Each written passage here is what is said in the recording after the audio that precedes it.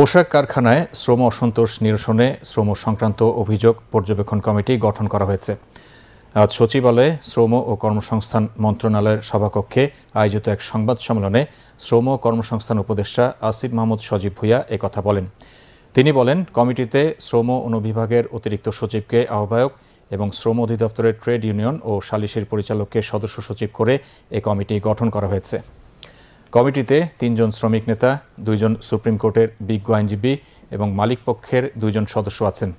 শ্রম ও কর্মসংস্থান উপদেষ্টা আসিফ মাহমুদ সজীব ভূঁইয়ার সভাপতিত্বে অনুষ্ঠিত সভায় অর্থ উপদেষ্টা সালেউদ্দিন আহমেদ, স্বরাষ্ট্র উপদেষ্টা লেফটেন্যান্ট জেনারেল অবসরপ্রাপ্ত মোহাম্মদ জাহাঙ্গীর আলম চৌধুরী, বিদ্যুৎ ও জ্বালানি মন্ত্রণালয়ের উপদেষ্টা মোহাম্মদ ফাউজুল কবির খান, মৎস্য ও প্রাণী সম্পদ উপদেষ্টা ফরিদা আক্তার, শিল্প উপদেষ্টা আদিলুর রহমান খান সহ সংশ্লিষ্ট মন্ত্রণালয়ের সচিবগণ উপস্থিত ছিলেন। উপদেষ্টা আসিফ মাহমুদ সজীব ভূঁইয়া বলেন, বিগত সরকারের আমলে শ্রম অধিদপ্তর ও শ্রম আদালতের ওপর শ্রমিকরা আস্থা হারিয়ে ফেলেছে। তা কাঠামোগত সংস্কারের মাধ্যমে ফিরিয়ে আনতে হবে। বিগত সরকারের আমলে শ্রম অধিদপ্তর সহ সালিসিও যারা করত, শ্রম আদালত, তাদের উপরে ট্রাস্টটা আসলে শ্রমিকরা হারিয়েছে। আর সেটা ফিরিয়ে আনতে হবে আমাদের কাঠামোগত সংস্কারের মাধ্যমে, যেটা একটা দীর্ঘমেয়াদী প্রক্রিয়া।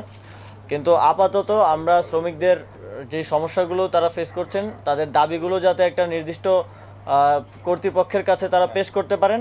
ক্যাবিনেটে আলোচনা হয়েছিল লাস্ট ক্যাবিনেট মিটিংয়ে যে একটি রিভিউ কমিটি করা হবে। আমরা সেটা প্রস্তুত করেছি এবং সেটা আজকে অ্যানাউন্স করতে চাই।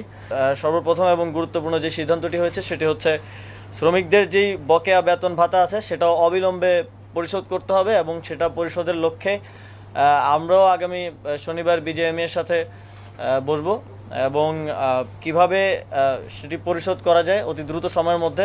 একটি প্রতিষ্ঠানকে ঘিরে আজকে যেই আনরেস্ট, সেটা অনেক বড় আকার ধারণ করেছে।